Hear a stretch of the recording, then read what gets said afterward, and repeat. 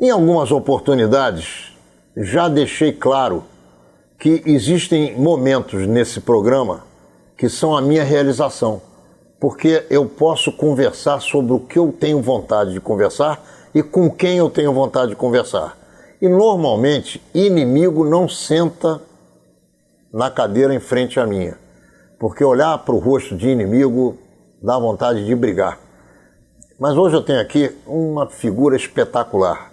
Ele é o que os americanos chamam de CEO. E você sabe de quem? Do Clube de Regatas do Flamengo. Ele se chama Fred Luz. Ele começou dirigindo o marketing do Flamengo e passou a ser o responsável por toda a administração do Flamengo. Ele é um cidadão extremamente competente, ele tem espírito de empresário, ele conhece negócios a partir do balcão do empresário, do dono da empresa.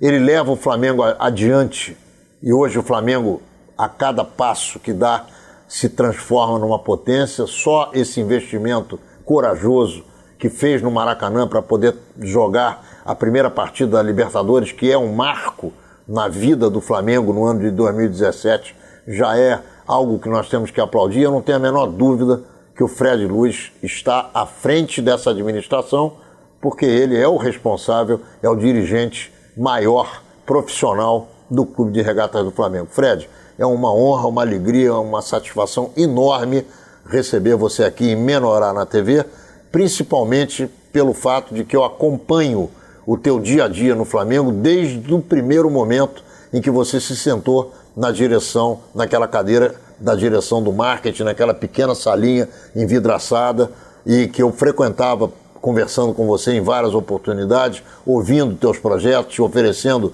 uma ou outra sugestão, enfim, acompanhando o teu trabalho.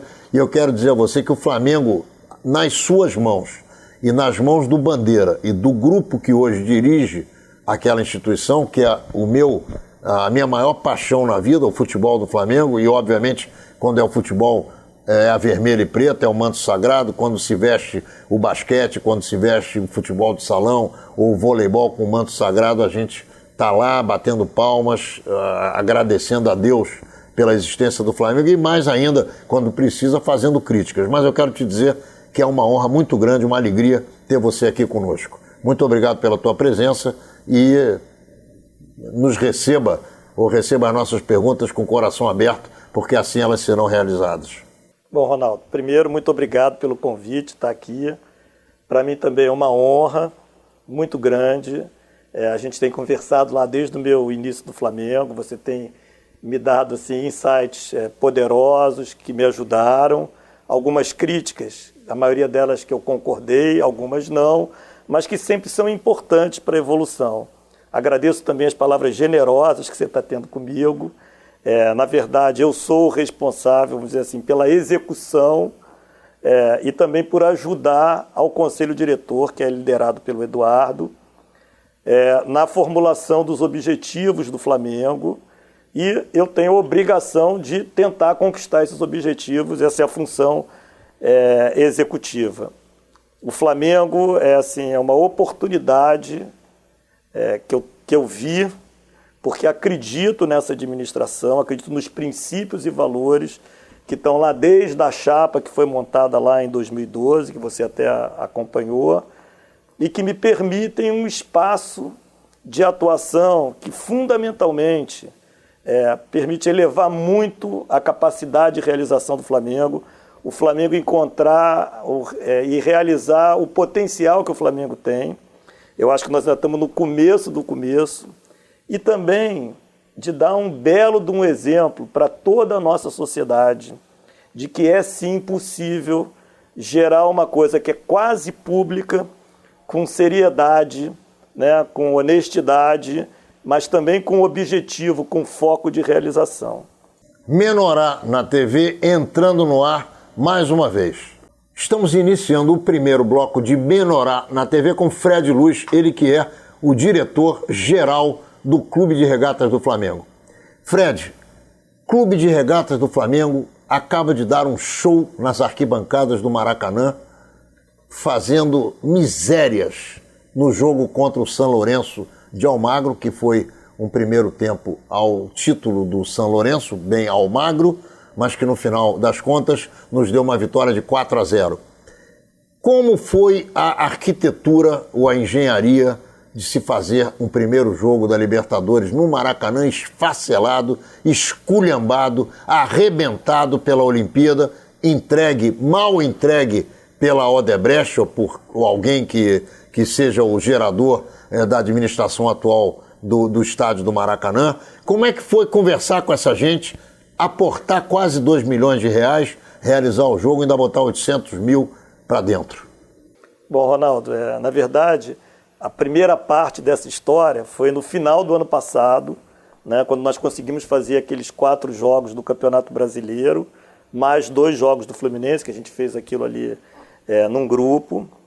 Nós tivemos também uma árdua negociação com o Comitê Rio 16, consórcio Maracanã / Odebrecht, governo do Estado via Casa Civil. E ali o Flamengo já mostrou, né, uma coisa que muitos não acreditam e teimam em não acreditar, que o Flamengo, na verdade, nas horas que o Maracanã precisa, o Flamengo é a única entidade capaz de colocar o Maracanã num estado funcional.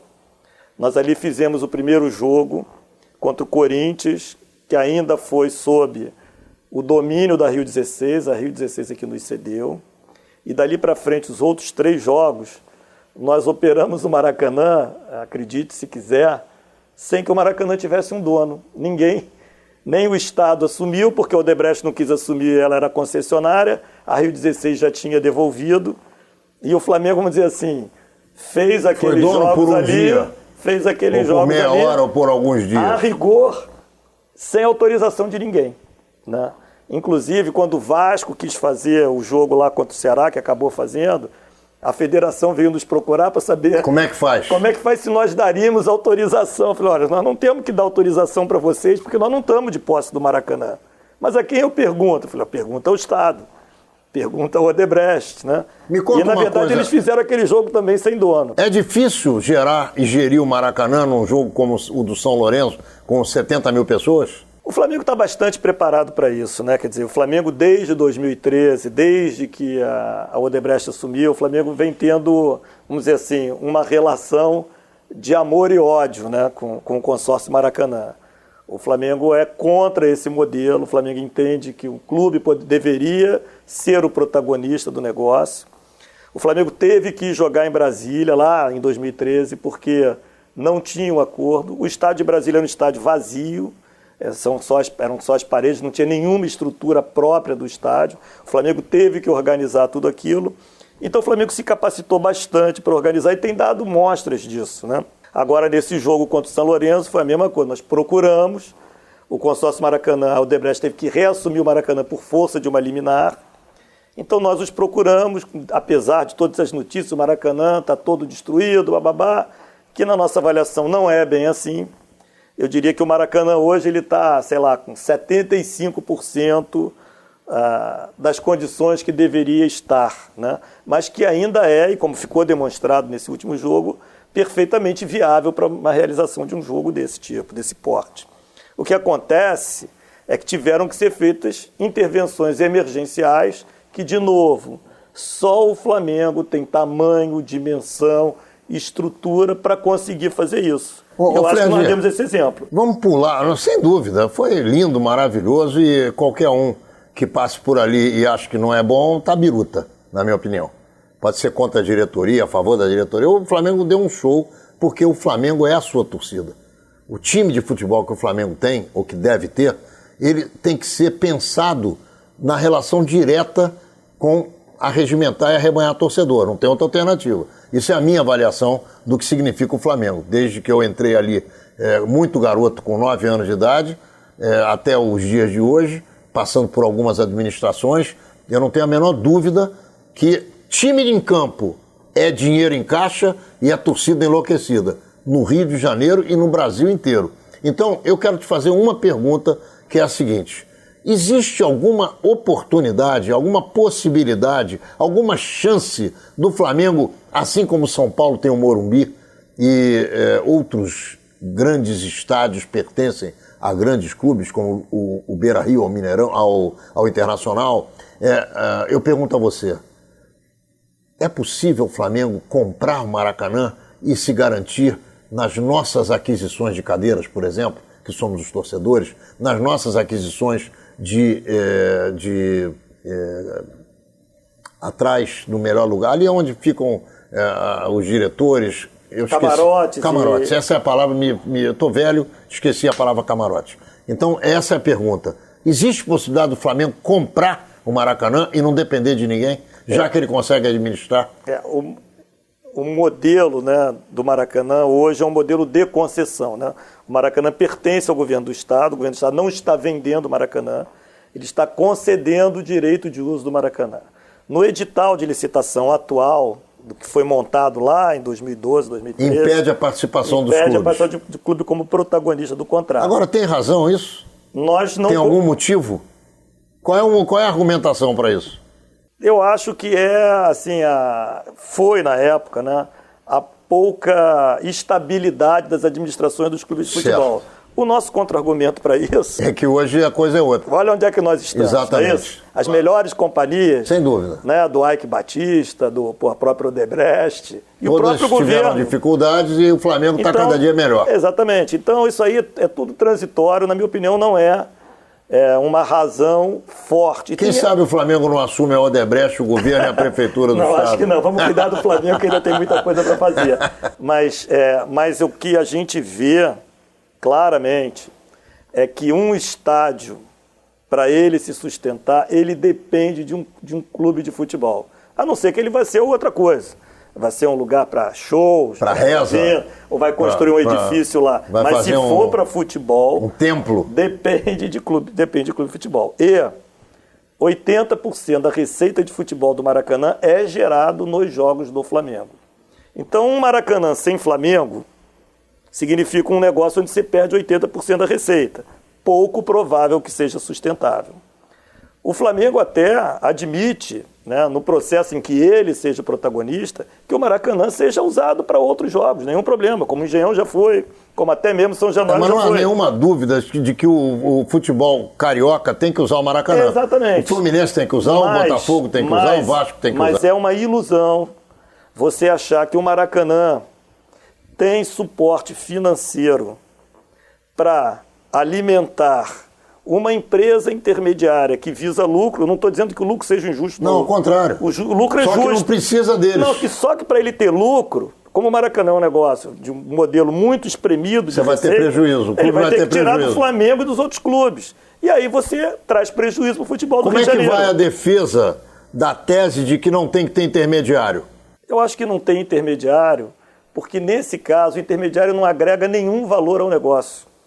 Ele não tem conhecimento de causa, ele não é o responsável pelo evento, porque perante os órgãos regulatórios do futebol, federações, FIFA... São os clubes os responsáveis. Os clubes são os responsáveis, são os responsáveis. Se der qualquer confusão no Maracanã, é em cima do clube. É o clube que é responsável. Se der qualquer problema na bilheteria, na entrada do Maracanã, é o clube que é responsável. Então a responsabilidade é do clube.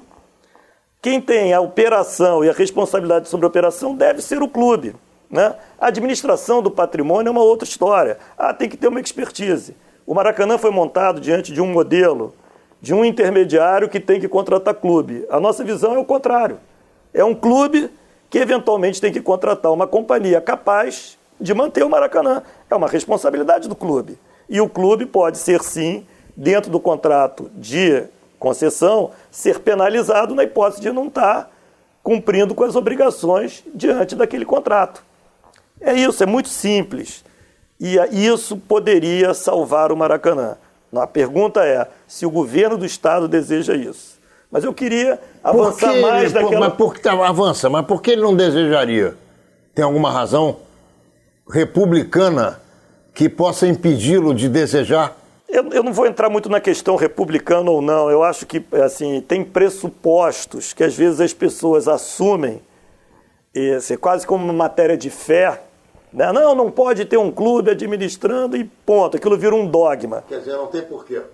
E aquilo ali é só uma matéria de fé que na prática já mostrou que não funciona. Ô Fred, os 3 clubes, independente dos seus presidentes mais brabos ou menos brabos, euricos ou não euricos, eles entendem que sem o Flamengo não tem jogo, não tem negócio? Dá para irem os 4 clubes ao governo e dizerem, me dá o Maracanã para cá e o protagonista é o Flamengo e nós vamos fazer a base do negócio? Tem essa conversa? Essa conversa tem muito com o Fluminense, né? Porque o Vasco e o Botafogo, eles têm estádios. Então, a perspectiva deles é um pouco diferente. Mas eles atrapalham o Flamengo no Maracanã? Não se metem.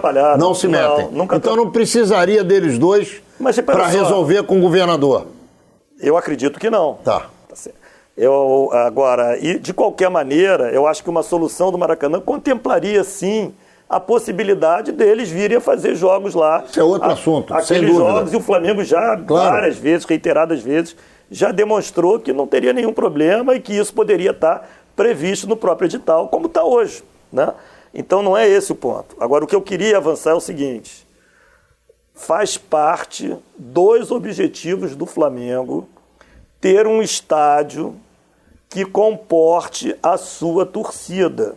Ou seja, um estádio com capacidade de 50 mil ou mais espectadores.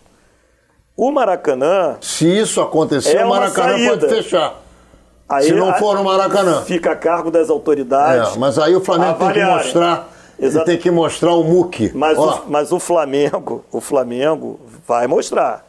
É porque, como você bem sabe, né, se você acompanha a administração do Flamengo, é aquele negócio... Você faz primeiro o mais importante, o mais imediato. O primeiro passo foi colocar em ordem as finanças do clube. O segundo passo é fortalecer esportivamente o futebol, que nós estamos conseguindo.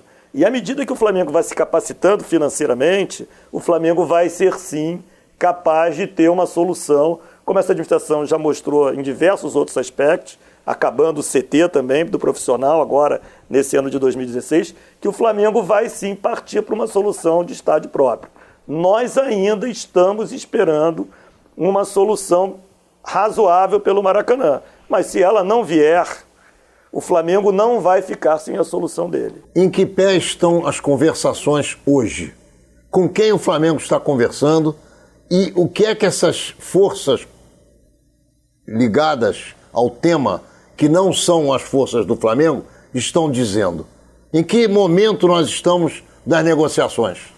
Hoje nós temos uma conversa no sentido de algum grupo comprar da Odebrecht o Maracanã. Esse algum grupo é Lagardère, Joaquim Manuel...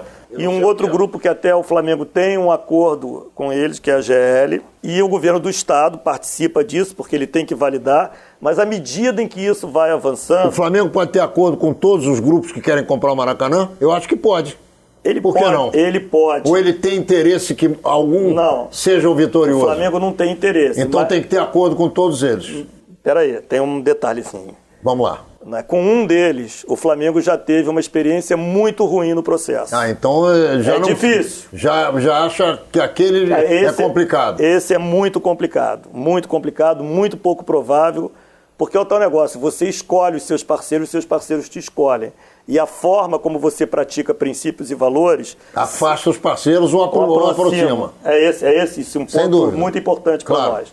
Então nós já tivemos episódios com um deles que nós julgamos, em função desses episódios, que eles não são parceiros adequados ao Flamengo. Seria possível que você contasse um episódio para o torcedor entender do que você está falando? Basicamente é o seguinte, nós entramos numa conversa negocial de seguirmos juntos no processo do Maracanã. Tá. Que quando você segue junto, você ganha em relação aos terceiros, quer dizer... Que não estão juntos. Que você ganha vantagens comerciais. Quando você combina, ok, vamos fazer juntos, e de repente... Você que falou, vamos fazer juntos, você some e depois você aparece sozinho, tocando um negócio lá do outro lado. Quer dizer, quando é conveniente, chama para fazer junto. Alguma coisa quer dizer, estranha. É pouco firme, isso. Grupo pouco firme nas tomadas de decisão, e quando tomam decisão mudam de ideia sem consultar o parceiro. Eu diria o seguinte, nos estranhou, nós até questionamos, mas continua assim.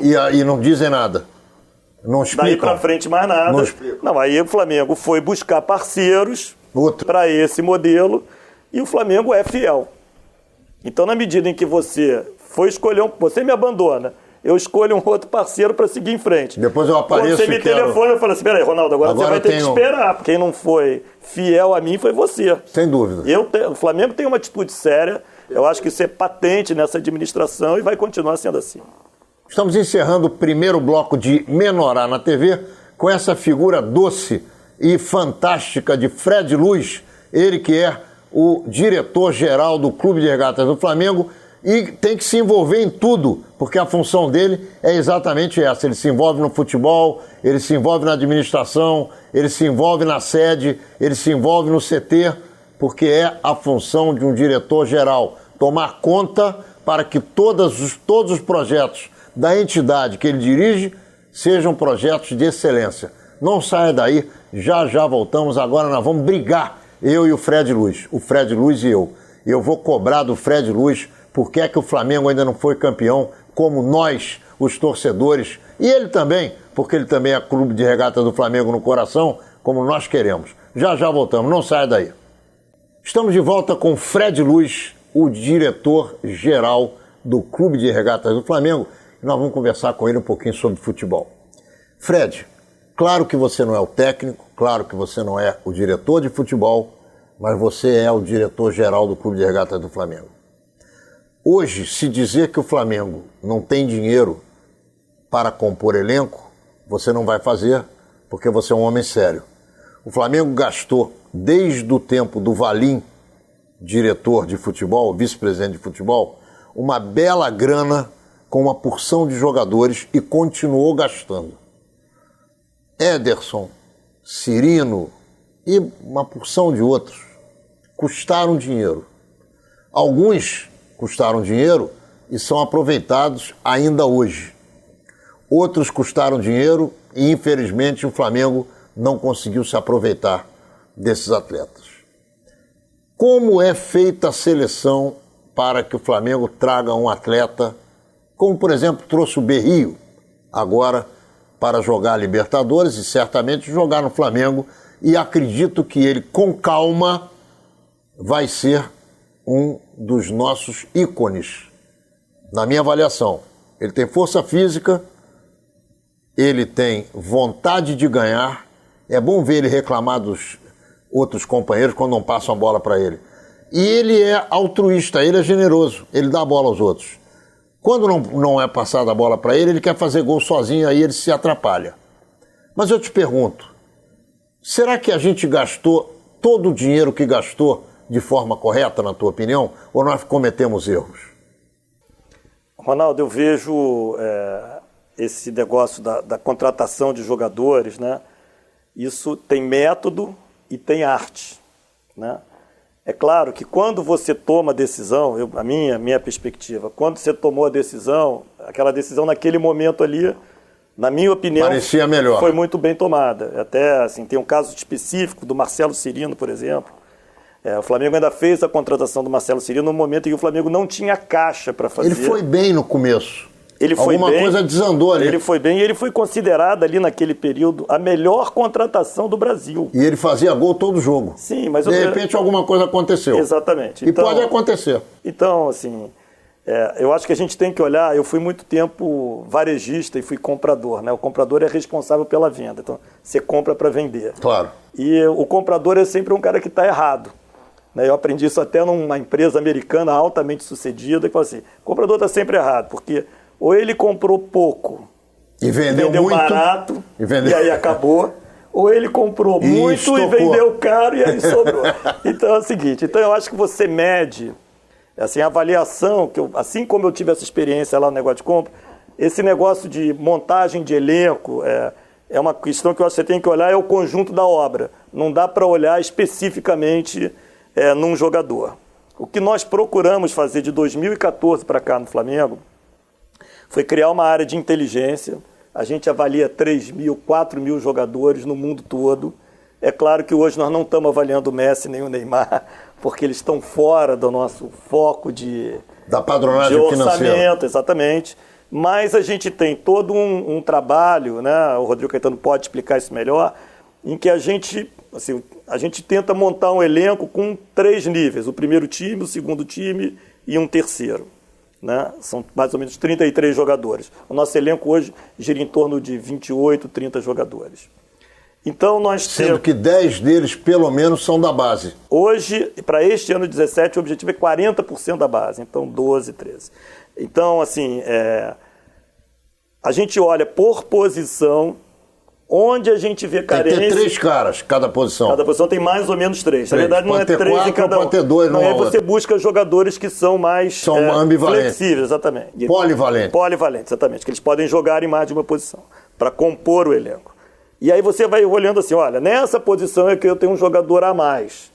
Nessa aqui... Tá me faltando alguém. Tá me faltando alguém. Nessa aqui, então... E aí, nessa posição, quem são os top? E aí tem lá o que se chama do teste de realidade, porque o jogador que eventualmente você mais deseja, ele está com um contrato ainda de 3 anos num clube de ponta que dificilmente você vai ter condições de trazer aquele jogador. Então isso é feito estruturado no Flamengo.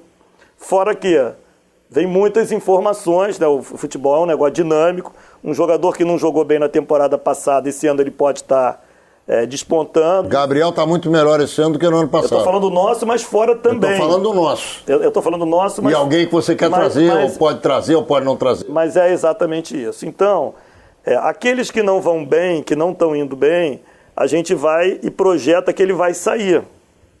E se ele vai sair, da onde é que virá quem vai substituí-lo? Se vem da base, se vem do nosso próprio elenco, ou se nós vamos buscar no mercado. Então, é basicamente isso que é feito, né? Então esse é o modelo que o Flamengo escolheu. O Flamengo, no ano passado, ele foi mais ou menos, pela nossa avaliação, o 7º ou 6º investimento no futebol. Quer dizer, a despesa do Flamengo com o futebol, entre contratação, pagamento de salários... Esteve entre os 10 maiores do Brasil. É isso que você está falando? Eu diria entre os 7 maiores do Brasil, com certeza. Entre os 7 maiores do Brasil. E o Flamengo ficou entre os 3 principais colocados no Campeonato Brasileiro. No custo-benefício foi bom. Mas não para os nossos objetivos. Porque o nosso objetivo é ser campeão. Ganhar. Na verdade, o Flamengo... Eu não sei como vão as finanças do Flamengo. Também não quero saber. Porque isso é um assunto interno. Mas eu posso te dizer. Também. Se você foi o 6º ou 7º, se nós fomos os 6º ou 7º no gasto de grana para trazer atletas... Para trazer, para pagar, para manter... Trazer, pagar e manter, eu imagino que você esteja procurando uma das 3 primeiras colocações de investimento para o ano seguinte. É isso mesmo. Muito bem. Isso aqui é uma escada que você vai galgando. Só que tem o seguinte, aqui é uma questão de saber quem nasceu primeiro, o ovo ou a galinha. E agora eu vou dizer a você quem é que eu acho que nasceu primeiro. Como eu não sei quem nasceu primeiro, o ovo ou a galinha, mas eu sei que o futebol do Flamengo é altamente rentável, talvez o futebol do Flamengo seja a empresa mais rentável do Brasil nesse momento de crise. Porque o torcedor do Flamengo, ele deixa de comer para ir ao estádio e para comprar camisa e para se associar como sócio-torcedor. Nós estávamos com 53 mil sócios-torcedores há um ano atrás. Com a vitória... Para alguns, para mim foi derrota, mas para alguns, chegando em 3º lugar no Campeonato Brasileiro, nós já estamos com quase 100 mil sócios torcedores. Então, meu caro amigo, se nós fizermos um pequeno esforço, não de trazer o Neymar ou o Messi, mas, por exemplo, no começo do ano, ou no meio do ano que passou, trazer, por exemplo, um Pilro, que é um cara que está fora do padrão de qualquer jogador da posição dele no mundo e que já praticamente se aposentou, e que acho que seria para ele como a Brigitte Bardot em Búzios. Vir jogar no Flamengo, numa hora dessa, seria um troço espetacular. E é ainda um grande jogador. E que mobilizaria a nossa torcida com um investimento determinado, talvez até dobrando os sócios torcedores e botando gente pelo ladrão nos jogos do Flamengo, como hoje nós temos o Conca. Contratado sem pagamento de coisa nenhuma. Vai começar a receber a partir do momento que ele começar a jogar. Eu falei com ele, ele vai dizer que não, mas eu encontrei com ele na rua, ele não sabe quem eu sou. Eu falei, ô cara, e aí? Vai começar quando? Aí ele falou, em maio. Eu já sei, já estou preparado para sacanear o Fluminense, que é o que eu quero. Quero o Conca fazendo só um golzinho no Fluminense. Porque eu tenho algumas pessoas, uma delas até dorme comigo, que é a minha mulher, que eu quero sacanear. Então eu pergunto a você, você não acha que vale a pena sair um pouco da zurice que nós estamos? Não é bem isso, mas me faltou a palavra, eu usei essa.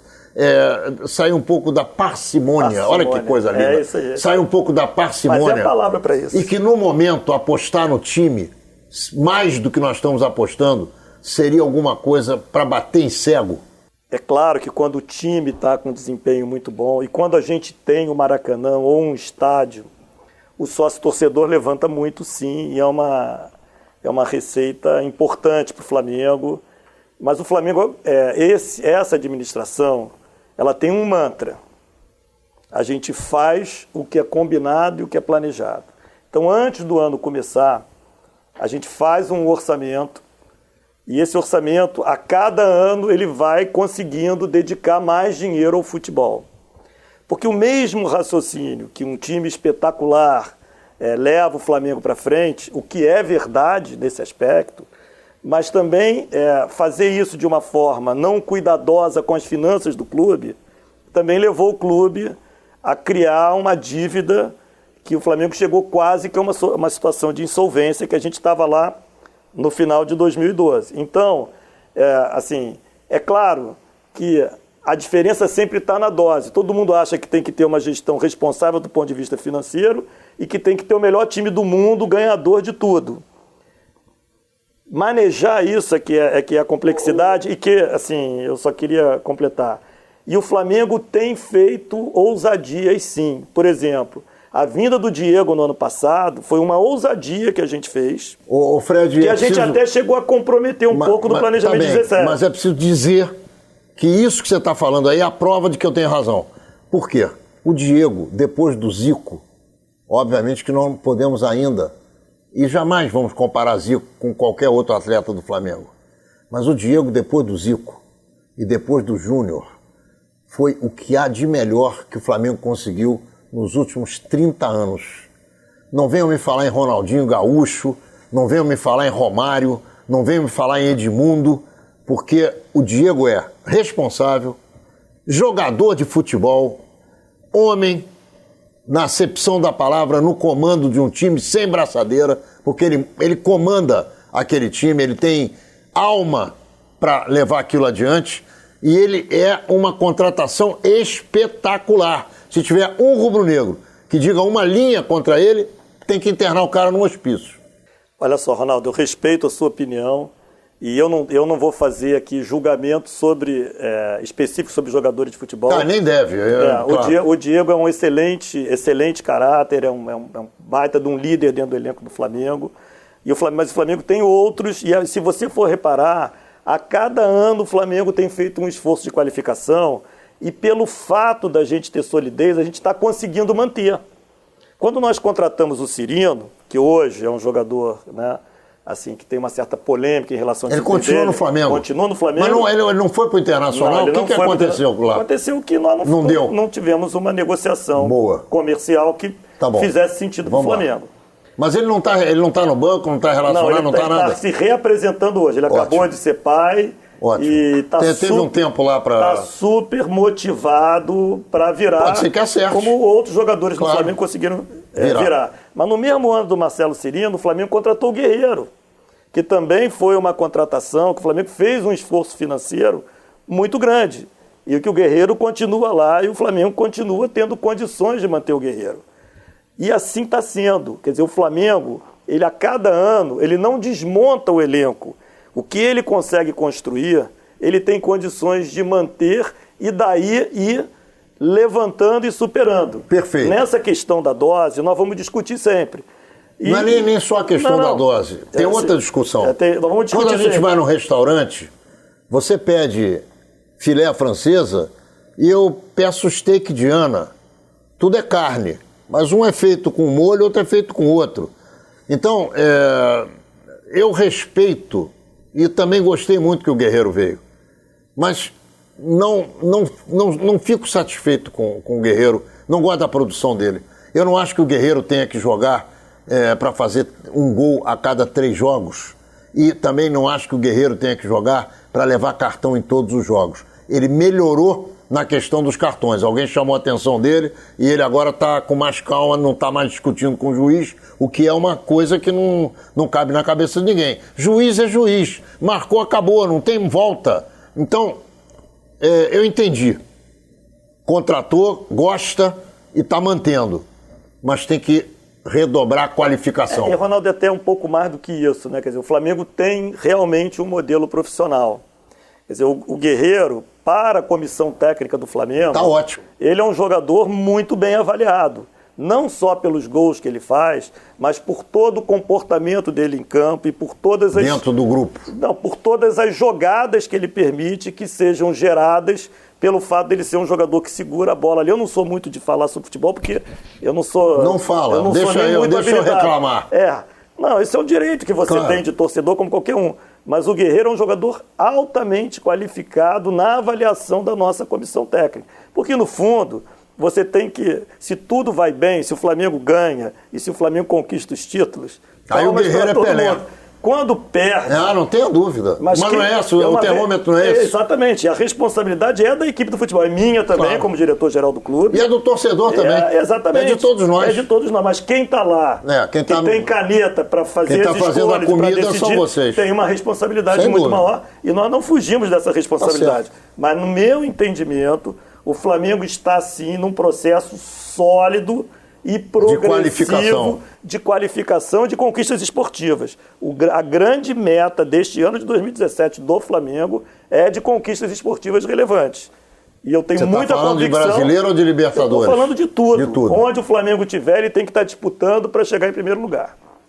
Não saia daí. Fred Luz, que é o diretor-geral do Clube de Regatas do Flamengo, no terceiro bloco vai nos ajudar a entender como funciona o CT, quais são os projetos do Flamengo para o ano de 2017 e 2018 e vai nos ajudar também a aplaudir a torcida do Flamengo, que acaba de dar um show no Maracanã, como sempre fez e, se Deus quiser, sempre fará. Não saia daí, Clube de Regatas do Flamengo na pauta. Estamos de volta com Fred Luz, ele que é o diretor-geral do Clube de Regatas do Flamengo. Ele é um profissional bem-sucedido e ele gere um grupo de profissionais muito bem-sucedidos também, que está levando o Flamengo, em primeiro lugar, a sair do buraco em que ele se encontrava quando, há 6 anos atrás, o grupo que hoje dirige o Flamengo se aproximou da direção e começou uma nova era. Pagou-se contas, limpou-se o nome do Flamengo no mercado, começou-se a trazer time de futebol qualificado e agora o negócio é polir o brilhante. É isso? Eu diria que ainda tem investimentos em infraestrutura que precisam ser feitos. A gente acabou agora o CT do profissional, um upgrade enorme. Os jogadores estão muito mais felizes. Nós estamos com o estádio da Portuguesa, que vai permitir ainda beneficiar mais ainda os resultados esportivos, garantindo que o Flamengo viaje muito menos do que viajou no ano passado. E isso significa não contar com o Maracanã ou significa contar com o Maracanã e também com o estádio da Portuguesa para jogos menores? Eu diria que o estádio da Portuguesa é um misto de seguro com um lugar para o Flamengo jogar os jogos onde ele tem expectativa de público inferior a 20 mil pessoas. E para não ter que viajar? E para não ter que viajar. É um seguro. Como a gente não sabe exatamente o que vai acontecer com o Maracanã, o estádio da Portuguesa vai permitir que o Flamengo faça a maioria dos jogos dele no Rio de Janeiro. Você saberia dizer em que pé está a negociação com o Maracanã? Se evolui, se está parada, se está dependendo de alguma força? Eu acho que hoje está dependendo de um acerto entre a construtora, né, que é hoje, para vender para um dos dois, ou para a GL ou para a Lagardère. Acho que tem a questão do reequilíbrio econômico-financeiro que tem que ser feito nesse contrato, que até esse momento não foi feito, né? As características da concessão mudaram muito imediatamente a Odebrecht ter ganho a concessão, né? E isso precisa ser repactuado Tem um estudo da Fundação Getúlio Vargas que o Estado diz que vai seguir, mas ao seguir ao pé da letra esse estudo da Fundação Getúlio Vargas, a solução econômica para quem comprar me parece que não vai ser razoável. Então, isso poderá levar, no fundo, ao que o Flamengo sempre ambicionou, que é uma nova licitação, onde o clube possa participar e onde o governo tenha suporte jurídico para fazer as mudanças que são necessárias para viabilizar o Maracanã. Então não tem data para acontecer. Vamos falar um pouquinho das divisões de base do Flamengo. O Flamengo, como há muito tempo não era, foi campeão no ano de 2016 da Copinha. Infelizmente, ainda que tenha apresentado belos atletas, não conseguiu ser campeão em 2017, foi até as semifinais. Os atletas campeões de 2016, Lucas Paquetá, o Mateus centroavante, Sávio, Léo Duarte, Ronaldo, eu queria falar do Felipe Viseu, já estão, um ano depois dessa conquista, integrados ao plantel titular e, como reservas, vão alternando e vão fazendo coisas lindas, como fez o nosso Lucas Paquetá, em 2 momentos em que jogou, entrou no segundo tempo. Num ele bateu uma falta como o Zico batia, e no outro ele fez um golaço que o Pelé queria fazer e não conseguiu. Então, é um garoto espetacular, assim como é o Viseu, que se mexe muito, é um centroavante moderno, do jeito que a gente está acostumado a verificar. Nós temos agora uma outra pérola, que me lembra muito, às vezes, o Pelé, e outras me lembram o Fio, que é aquele menino, o Vinícius Júnior. O que eu quero perguntar a você é como o Flamengo se relaciona com as maluquices que acontecem na cabeça desses garotos quando eles se transformam em ídolos. Qual é a estrutura que o Flamengo tem? O Flamengo tem psicólogo, tem psiquiatra, como é que funciona isso? De 2014 para cá, né? A gente começou a estabelecer objetivos, assim como eu falei que a gente tem objetivos esportivos, a gente tem objetivos financeiros. No caso do futebol de base, qual é o grande desafio? O craque o Flamengo faz em casa. Mas, na verdade, esse craque o Flamengo faz em casa é um misto de captação, de você ir buscar os melhores talentos e trazê-los, e depois desses talentos, estando dentro do Flamengo, o Flamengo ser o melhor ambiente possível de desenvolvimento desses talentos. Porque eles têm que se adaptar. Porque você pode trazer um talento e depois não potencializar, né? Não explorar o potencial que o atleta tem. Até porque o garoto de 16 anos, até a voz está mudando. Exatamente. Então, a gente estabeleceu, basicamente, alguns parâmetros para avaliação da nossa equipe profissional. Então, assim, Ronaldo, assim, eu posso não conhecer de um determinado assunto, mas você conhece. Falei assim, então, Ronaldo, eu quero que você entregue isso aqui. Usa o seu conhecimento para entregar. Avalia para mim. O que o Flamengo deseja? O Flamengo, o diretor do esporte de base, do futebol de base do Flamengo, tem uma meta de ter um determinado... Já tinha no ano passado, tem esse ano, de ter um determinado número de jogadores nas seleções das categorias. Então é o seguinte, o Flamengo tem que ter de 12 a 18 jogadores... Selecionados.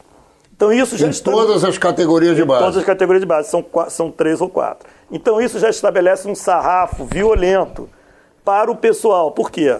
Porque, de novo, assim como a gente faz no elenco profissional, você alinha, por exemplo, você pega lá, categoria sub-15. Você vai lá, bom, quem é que eu tenho? Quem é que eu tenho selecionável? Quem é que eu tenho que não é selecionável? Bom, desse grupo que eu tenho que não é selecionável, esses garotos, eles são... treináveis para virar selecionáveis, ou eu vou precisar ir ao mercado e prospectar para trazer outros garotos para o lugar deles, entendeu? Assim, eu entendi. Então isso é muito acompanhado e hoje lá. E o time principal também tem uns 5 ou 6 de seleção. Exatamente. Alguns de seleção brasileira, outros peruanos, outros colombianos. Quando vai chegando no sub-17, sub-20, a gente começa a fazer uma análise que nós estamos aprimorando o processo, que é o que a gente chama de transição, que é a movimentação desses atletas para o elenco profissional. Na nossa avaliação, o jogador ele tem que se definir até 22, 23 anos de idade. Então a gente ainda considera em transição um jogador até 22 anos, 23 anos. Por quê? Eles podem demorar um pouquinho a desabrochar. Mas eles, ao acabar o sub-20, aqueles que a gente julga que tem potencial, isso é, assim, não é uma coisa mandatória. O elenco, a comissão técnica profissional precisa selecionar esses jogadores. Mas, por outro lado, o pessoal da base, ele é bem ou mal avaliado na medida em que a comissão técnica seleciona os jogadores dele. Se a comissão técnica não selecionar ninguém do profissional, não selecionar ninguém da base, significa que a base fez um trabalho muito ruim. Ou que a comissão técnica é cega. Exatamente. Prestar atenção nisso. Mas aí, como é que a gente olha? A gente olha tudo, porque a gente hoje registra todas as nossas decisões.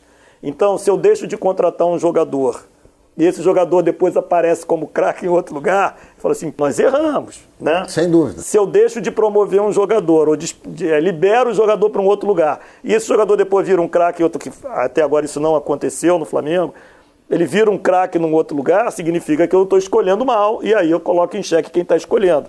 É isso o tempo todo, esse tipo de movimento tem o tempo todo no Flamengo.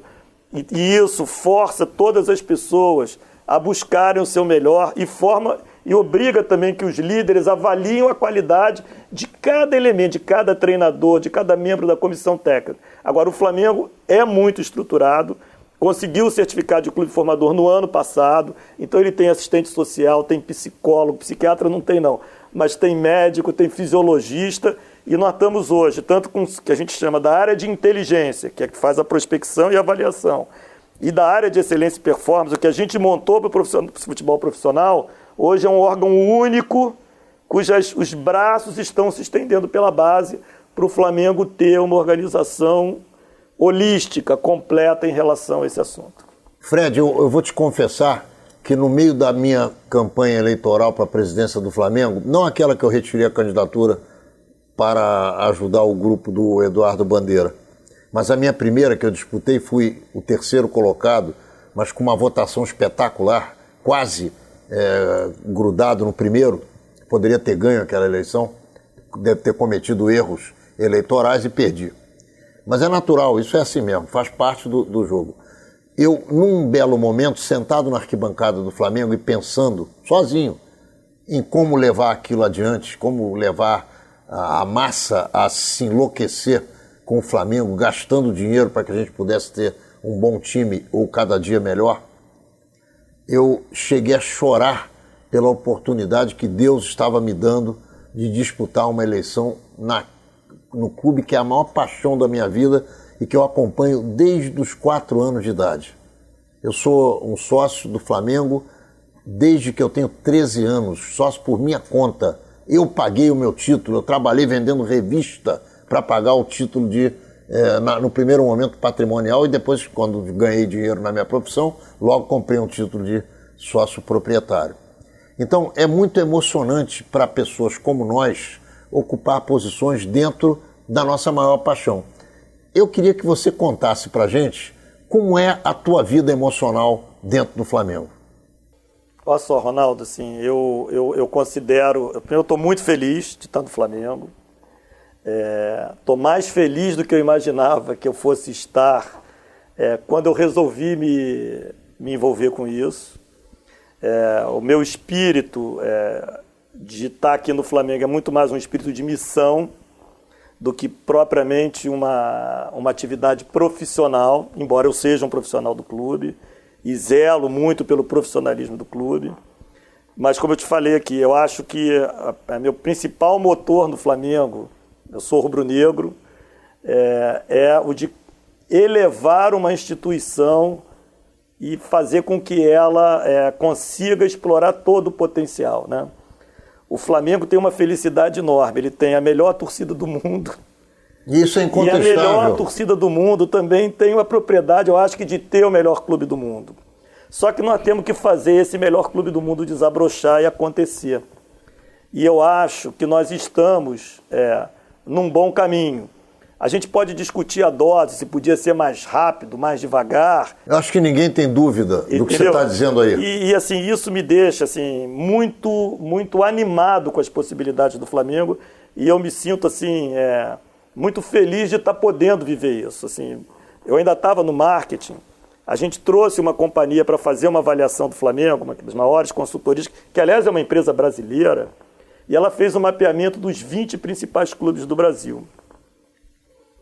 das receitas dos 20 principais clubes do Brasil. O Flamengo era, e eu acho que ainda é, a pior conversão de receita por torcedor. Naquela época era coisa de R$5 por torcedor. E o Internacional de Porto Alegre, que era o melhor, era R$48 por torcedor. Então você imagina, e o Flamengo se tinha nós faturado com 5 200 somos milhões. Isso aí. O Flamengo tinha faturado, no ano de 2012, 200 e poucos milhões. Hoje o Flamengo já fatura mais de 400. Então nós já dobramos o valor de 5 para 10. Hoje nós estamos faturando praticamente a nossa dívida por ano. A dívida já é menor Já é menor do que o faturamento. Você acha que em 3 anos se paga? A dívida não vai ser paga porque ela não interessa pagar. Não, porque o grosso dela está diluído em 20 anos. E não interessa pagar. Não interessa porque ela está equacionada. Interessa pagar. A dívida bancária, que tem um custo financeiro isso muito sim, alto, isso a gente vai pagar. De novo, a gente só não pagou ainda porque estava projetado até para eventualmente pagar em 17. Por que não pagou em 17? Mas 17 não acabou ainda. Não. Mas não vai pagar porque está orçado para não pagar. Porque a gente fez a ousadia no futebol. A nossa discussão é a dose. O Flamengo não precisa pagar toda a dívida mais. Ele agora precisa, sim... colocar gente para fazer gol. Exatamente. E para não deixar levar. Exatamente.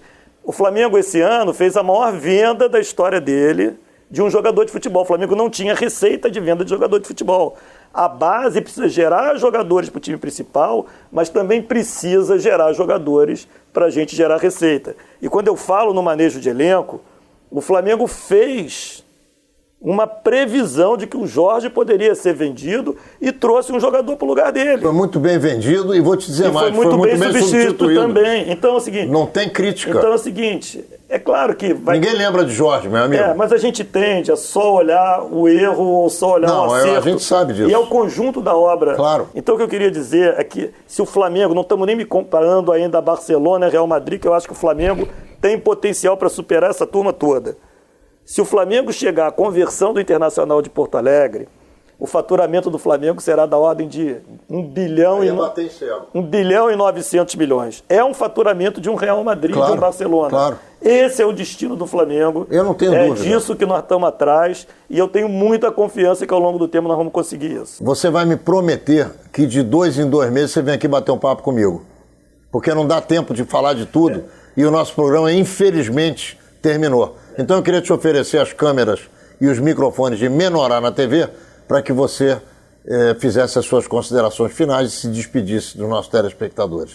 Bom, primeiro quero agradecer muito a oportunidade de estar aqui conversando com você. Eu é que te agradeço, Fred, de coração. E dizer para a torcida do Flamengo, vamos manter a nossa chama acesa, vamos torcer, vamos lutar pelos nossos objetivos, vamos apoiar o nosso time o tempo todo. Vamos ser críticos, mas vamos apoiar. E para a nossa torcida, vamos ser muito responsáveis em tratar esporte como esporte. Vamos evitar a violência. Isso não ajuda o Flamengo, pelo contrário, isso atrapalha violentamente o Flamengo. Vamos tratar um esporte como o Flamengo sendo sempre o protagonista, porque sempre será, é a maior torcida disparada. E a gente quer muito que os jogos permitam que todas as torcidas estejam presentes, porque isso vai permitir que nós sempre estejamos superando os demais. Quando a gente não puder ir, for torcida única do adversário, o adversário vai nos superar, não tem a menor necessidade disso, e só depende da gente ir para um jogo de futebol para ter um adversário lá, mas não um inimigo. Menorá na TV entrando no ar mais uma vez, na quinta-feira que vem, às 10 horas da noite, e também obviamente pelo canal 25 da NET, o TV Max, e obviamente também em todos os dias que você já se acostumou a nos assistir. Às terças-feiras, 11h30 da noite, às quartas-feiras, à meia-noite e aos sábados, às 11 horas da manhã, todos esses dias em repetição do programa inédito que vai ao ar quinta-feira, às 10 horas da noite, pelo canal 25 da NET TV Max. Nos vemos lá.